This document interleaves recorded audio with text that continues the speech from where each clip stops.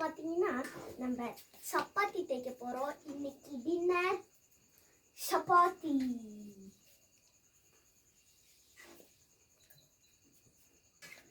சப்பாத்தி மட்டும் கிடையாது, தக்காளி சட்னி. வாங்க காமிக்கலாம். தக்காளி சட்னி தக்காளி சட்னி ரெடி. தக்காளி பஜ்ஜி. தக்காளி பஜ்ஜி தப்பா சொல்லிட்டேன். வாங்க வாங்க பாருங்க.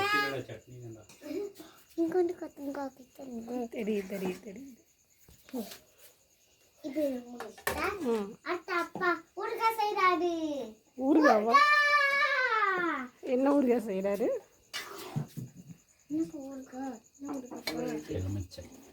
எலுமிச்சை ஊறுகாய். இன்னைக்கு சுவையான சப்பாத்தியும் மற்றும் தக்காளி சட்னியும். இங்கிலீஷ்ல